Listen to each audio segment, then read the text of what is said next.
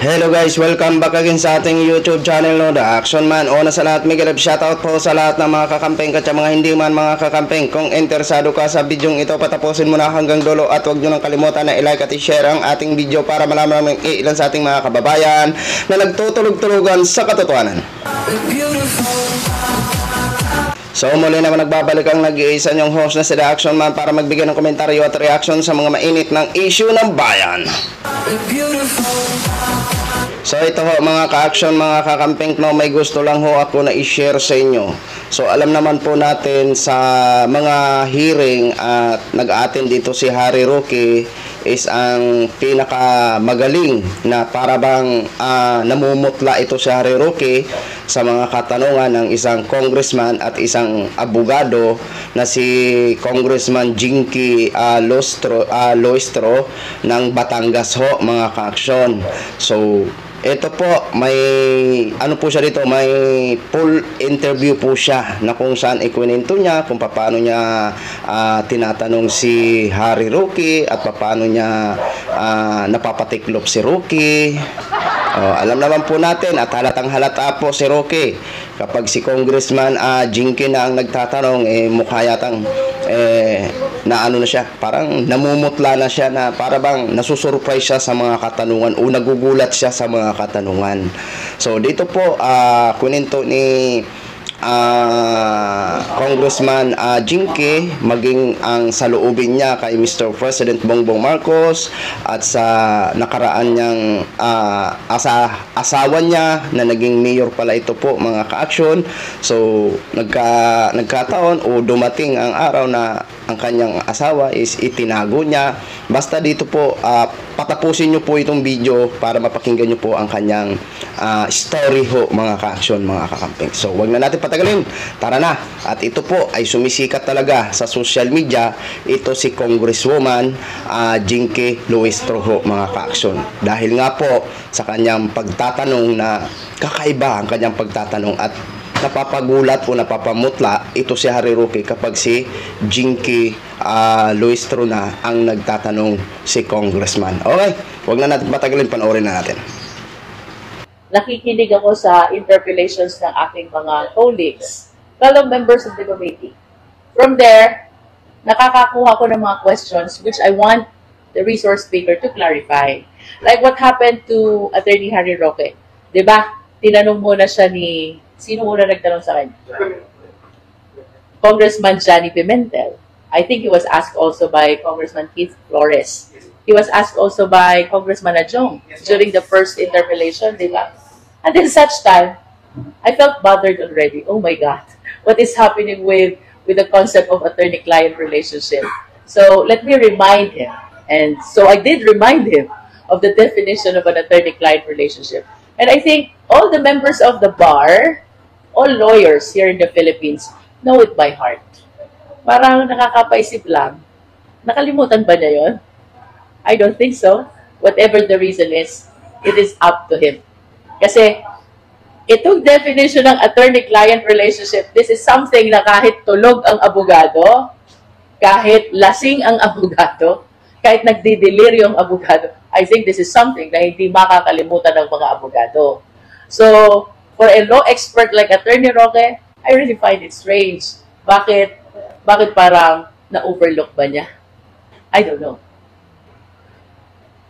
Do you think po na may iniiwasan nitong si Atty. Harry Roque kaya medyo parang nakikita natin na iniiwas niya yung sarili niya doon sa Lucky South 99 during the first hearing sa Congress? I think that is the only possibility that we can think of, no? Bakit ba siya, why is he going around the bush? Why is he evading the fundamentals of attorney-client relationship? Why can't he admit that the moment there is meeting of the minds, the moment there is the client who solicited the service and there is the lawyer who rendered the service, it is automatically created. Why? Why can't he admit that? I am one with you in thinking about that possibility. Anong iniiwasan ng ating kaibigan? Congresswoman, because of your appearances sa hearings and exchanges with Harry Roque, so you have become a viral sensation in social media. Really? There are snippets in YouTube. It got almost 1 million views. And Really? There are snippets on Twitter. Got 1 million views. So, how are you dealing with this newfound fame? And yeah, that's the first question. Actually, hindi ako techie, no? So, I was able to share it with one of you na I don't know how to use TikTok. I don't know how to use IG. And what's the other one? Use Twitter. Twitter. But there are times I tap my YouTube.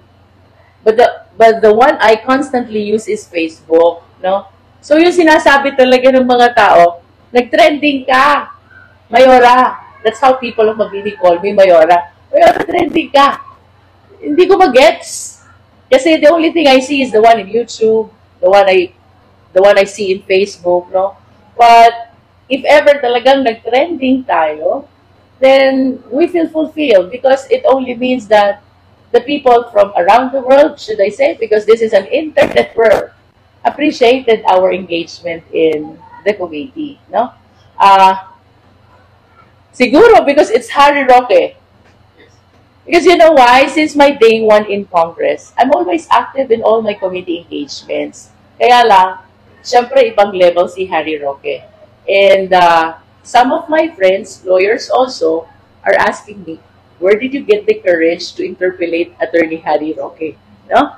So like what I said earlier, it was my concern for the law students. It was a feeling coming from a member of the bar, which I am sure is the same feeling that the other lawyers are experiencing during the time that Harry Roque was doing his manifestation about attorney-client relationship.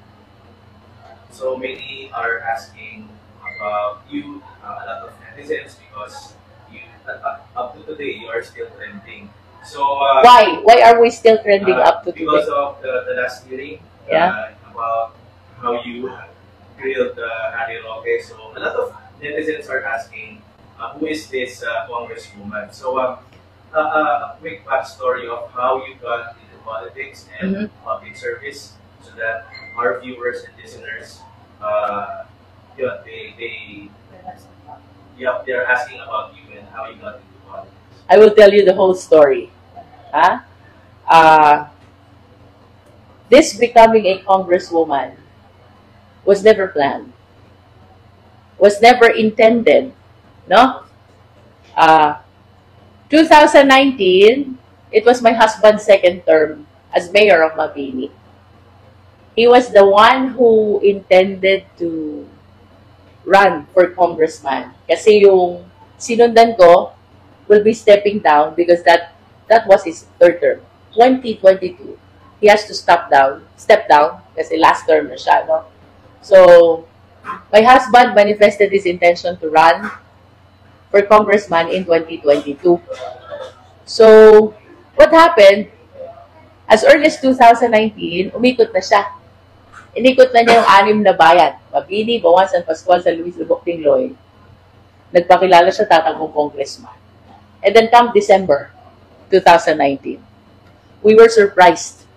We were surprised by 2 consecutive fabricated cases of rape against my husband. Kung bakit ko nasabing fake? The complainant is a fictitious personality. The address of the complainant is erroneous. The address of my husband is erroneous. The notices of the prosecutor are all returned to sender. The notices of the court are all returned to sender. And in spite of all those, the court issued a warrant of arrest against my husband. Para yung bombang sumabog sa amin. Of course, the nature of the case of rape, no bail yan. Diba? What is strange, yung palang warrant of arrest na yon was issued as early as parang September pa, 2019.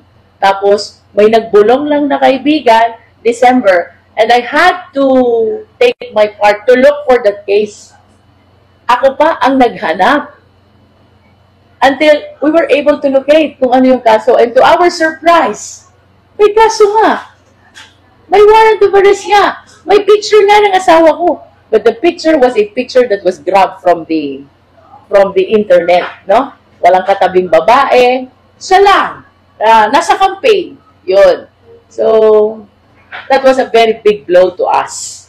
Kasi, this was during the time na maraming namamatay, you know? I don't know, but this was during the time na highly sensational yung issue ng EJK. What I did, tinago ko po asawa ko. So, wanted siya. Diba? Kasi lawyer ako eh. I cannot bear the fact na natutulungan ko yung ibang akusado tapos makukulong ang asawa ko for something which he did not do. For 2.5 months, malayo siya sa amin. Tinago ko siya. And I really requested him to follow what I want, no? Kasi ang gusto niya ay hospital arrest daw siya. Sabi ko, no. Sabi ko, ang drama ko pa ganito, for our entire marriage, wala akong ibang ginagawa kung hindi sumunod sa'yo. This time, ikaw ang susunod sa akin. So, tinago ko siya. After 2.5 months, after filing the petition for demurrer to evidence, yata yung final namin, petition to demurrer to evidence, it was granted and the court dismissed his case. I was able to bring him back dito sa Mabini. Naka-assume ulit siya ng mayor ng Mabini. Iyakan ang taga Mabini. Dahil sa height ng emotion na mayor namin, muntik lang nakulong, naging wanted, pero nakabalik, no? Kaya lang after 2 weeks, kakabalik pala niya. We discovered another case. Rape ulit. Same modus. Wala ulit complainant, fake ulit ang place of residence, return to sender ulit lahat ng mga notices. But this time, sinuwerte ako. Why? Inabot ko sa fiscal during the time na wala pang warrant of arrest. So we were able to cause the dismissal of the case at the fiscal's level. No? Ito pong mga pangyayaring ito sa asawa ko. I thought ito na yung magbibigay ng tuldok sa magulong buhay namin sa politika. Why? It happened only because he intended to run for congressman. Diba? He intended to run for congressman. So, ang sabi ko sa kanya, kalimutan na natin ang pagko-congressman mo. You just stay here in Mabini, tapusin mo ang termino mo, you run for your 3rd term as mayor. Yun ang sabi ko sa kanya. Alam, habang nagpapahinga kami dun sa Mabini, sa Bagalangit, dito sa aming tirahan sa Mabini, unti-unting nagdadatingan ng taga 2nd District. Leaders from Bawan, leaders from San Pascual, leaders from San Luis, Lobo, and Tingloy. Until they articulated, kung hindi tatakbo si Mayor Beatrix bilang congressman, we need you, Mayora. You continue his battle for congressman of Batangas 2nd District. At first, it was really a very heavy decision for me. Kasi ang priority ko talaga ay ang aking pamilya. My children, my husband, and since I got married, I learned to live within the shadow of my husband. Kung nasan siya, nandun lang ako. Kung saan niya ako kailangan, doon lang ako pupunta. Yun ang naging buhay ko when I married my husband, no? Kaya lang, dadating pala yung panahon na kailangan mong bigyan ng pagpapahalaga yung mga taong nagtiwala sa iyong asawa. So, anong sinasabi ng taga-Bawan? Mayora, paano kami kung wala kaming congressman? Ang sabi ng taga San Pascual, Mayora, paano itong mga leaders na umasa na sa iyong asawa? Ang taga Tingloy, Mayora, paano na po yung mga plano ni Mayor Beatrix para sa bayan ng Tingloy? Taga San Luis, Mayora, paano na po yung ipinangako ng inyong asawa na kilalanin ng aming bayan sa kanyang panahon? Yung taga Lubo, paano na ho ang pangarap namin magkaroon kaming kababayan na congressman? So, I know I had the moral obligation to all these people.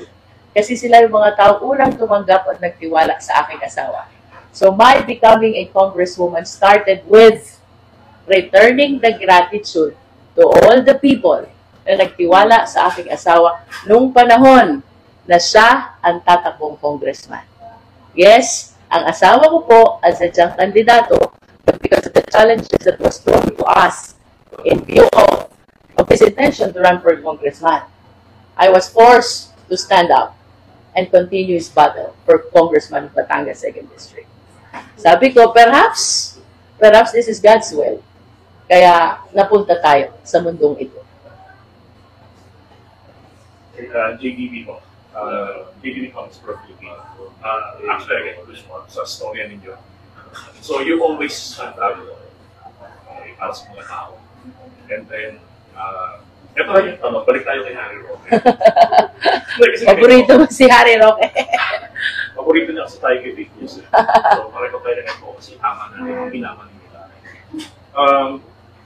Nung nilecture ninyo, yung sinabi sa commentaries ko, nilecture ninyo si Harry Roque. Kasi he was denying this beyond the expertise. Nung ginawa niyo That was the second interpellation. Actually, yung first din eh. First din, Yung first din. beyond his expertise, Sinabi niya na, yung sa first hindi, yung sa second. yeah. Pero pareho nilecturean yun eh. Oh, About okay. the principal, first one. Okay. Ngayon, hindi ho ba kayo natakot Na? atakihin kayo ng mga full moralics? That is why I always anchor all my questions on the provisions of law and the Philippine jurisprudence. Something which you cannot question. Di ba? Kasi kapag ang ginamit mo sa interpellation mo ay authority sa batas, who can question you? You are citing a provision of the law. You are citing a Supreme Court decision. Who can question you? Tsaka, ako po as a lawyer, it has been my practice. I do not go against the person. I go against the issue. So, kung napansin nyo po, what I'm trying to establish is the fact and the issue. But I do not go into the personal issue of the person that we are interrelating. For as long as I can, because I cannot tell, mamaya in the future committee hearings, I might be tempted to go beyond the fact and the issue of the case already, no? Kasi minsan, hindi mo rin masabi yan eh. Minsan natetempt ka, sabi nga ng ibang kongs, minsan nakakagigil na. That's why sometimes they cross the boundaries, no? Although, appreciated ko talaga yung aking napakahuhusay na chairman. Hey, shout out sa mga chairman ng Quadcom, no? Boss ko po lahat yan. I am really overwhelmed because I am a neophyte. This is my first term, and I was graced by the opportunity to work with the highly respected members of the 19th Congress. Sino yan? Chairman Dan Fernandez of Public Order and Safety. Actually, hindi ako member dun eh. Deputized lang ako ni STS. No? Chairman Ace Barbers of Dangerous Drugs. I am a member. Chairman Paduano of Public Accounts. I am the Vice Chairperson. And Chairman Abante of Human Rights.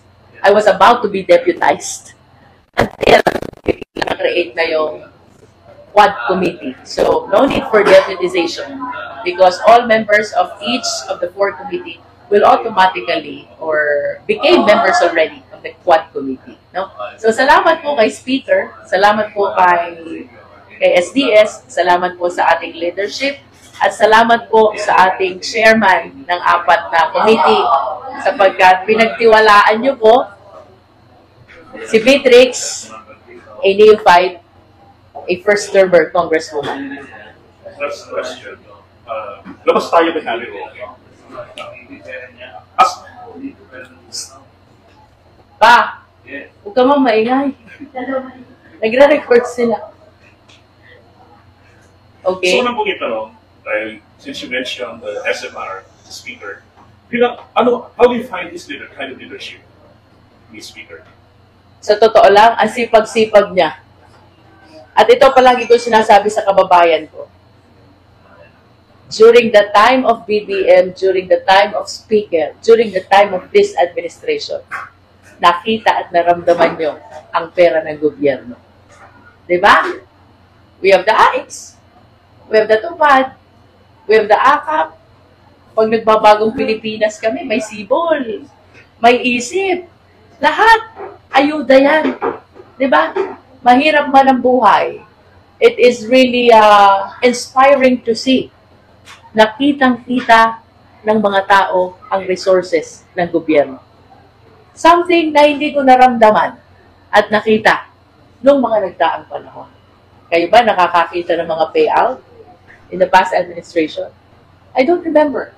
I don't recall any. Pero sa panahon ni BBM, sa panahon ni Speaker, sa panahon nating lahat, what I am certain, lahat ng pera ng gobyerno, naramdaman at nakarating sa mga tao.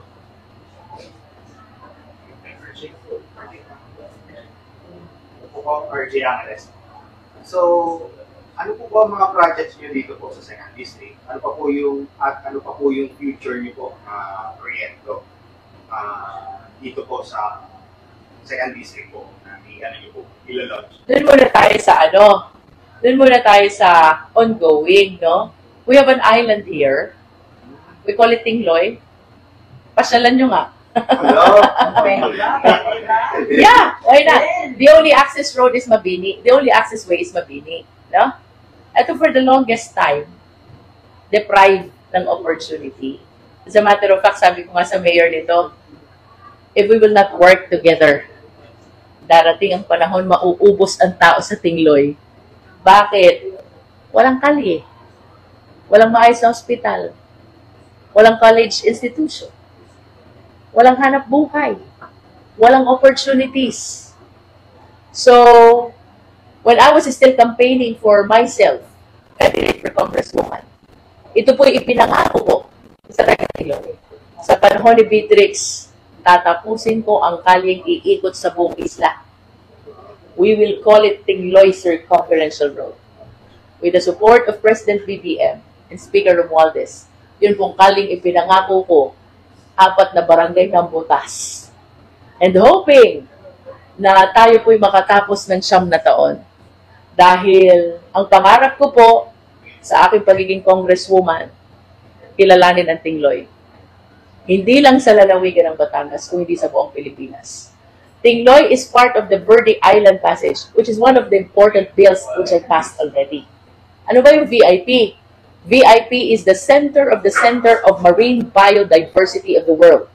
This is the hub, this is the breeding ground, this is the home to the most number of marine species of the whole world. Ang dagat po ng Tingloy at ang dagat ng Mabini are both parts of the Verde Island Passage. Well, I cannot comment anything about Mabini because my husband has completed all the infra program dito. Nakita niyo naman, ang gaganda ng kalye dito, di ba? It was during his time. Pero with Tingloy, the reason why I am fulfilled as a congresswoman, kasi nabigyan ako ng pagkakataon na tulungan ang Islang Bayan.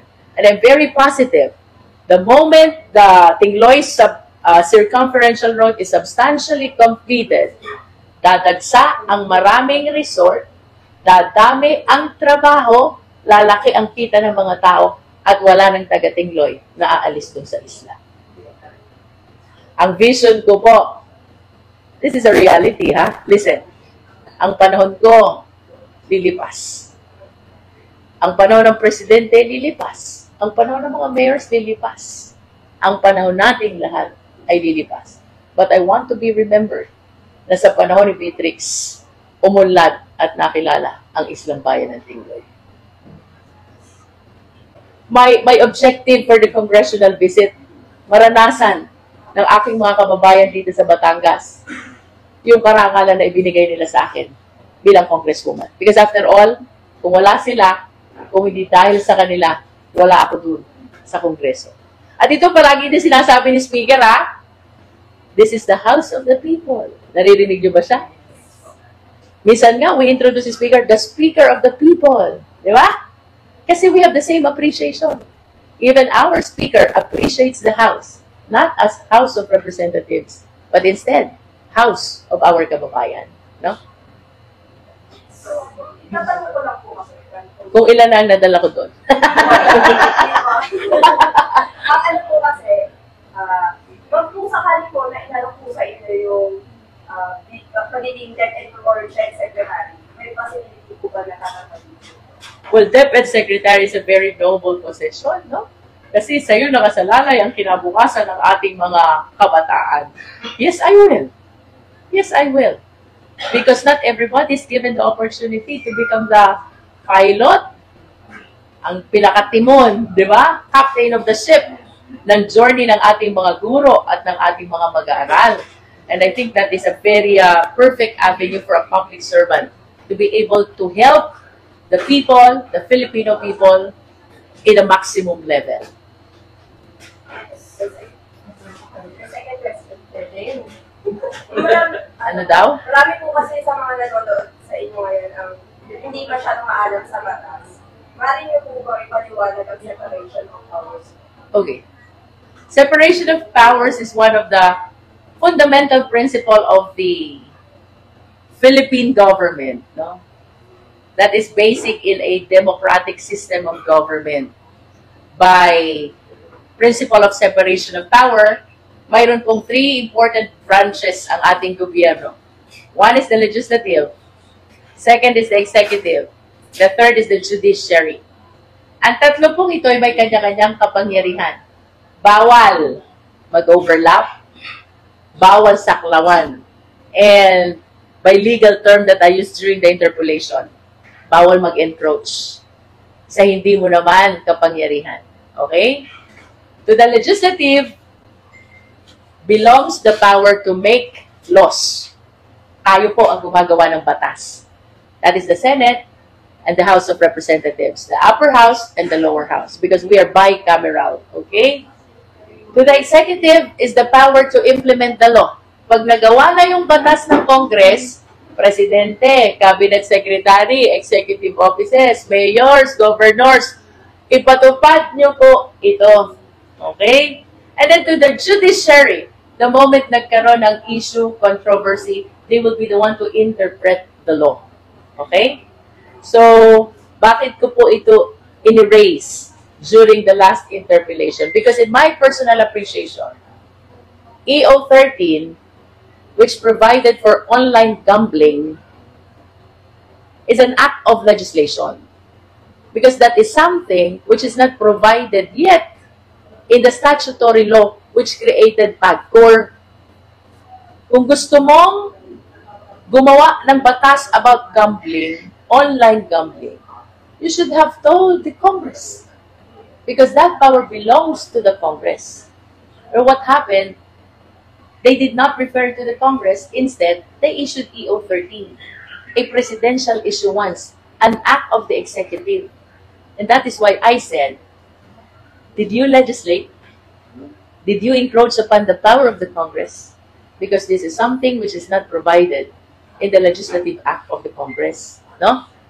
And it is really my personal appreciation. Because I cannot speak for the others, but there are lawyers, there are justices who were calling me and conforming to my position about the argument of principle of separation of powers. It is really my appreciation, it is really my humble opinion that when they issued EO 13, they crossed the lines. They encroached upon the powers of the Congress. Something na dapat ibinigay nila sa Kongreso para Kongreso ang nagpasa ng batas about online gambling. I hope I was able to explain it well in a level that the Filipino people will understand. No? Ako po ay dito nagtapos sa University of Batangas College of Law. I wanted sana to study in UP. I wanted sana to study in Ateneo during that time. Kaya lang po, hindi po kaya ng tatay ko. Rest in peace sa aking ama. No? But I can still recall what he said. Hindi natin kaya kung sa Batangas ka pa, sa Manila ka pa mag-aaral. So maraming salamat at nabuksan ang law school dito sa lalawigan ng Batangas. Maraming salamat po sa aking former boss at sa aking dean, whom I know ay talagang i-guide po ako. Our former Justice Secretary Danny Perez. Maraming salamat po sa lahat ng mga naging law professors ko. And I wish to include also maraming salamat sa mga naging estudyante ko. Because up to this day, I know bahagi kayo ng kabuuan ng pagkatao ko. No? Ang payo ko naman dito sa ating mga nag-aaral ng batas, may kasabihan, pag gusto, maraming paraan. Pag ayaw, maraming dahilan. Pag in English ko yan, I would translate it to, life is never a destiny. It is always a choice. If, as a law student, you're choosing to become studious, you're choosing to be disciplined, you're choosing to be persevering, You're choosing to be hardworking. You're choosing your study of law over your social life and anything else. Ganun ka morally shocking. I'm not against Harry Roque. I am against the Pogo-related crimes. And I do not understand kung bakit hindi nila pinag-aralang mabuti ito. Kasi when we speak about Pogo, it is a Philippine offshore gaming operation.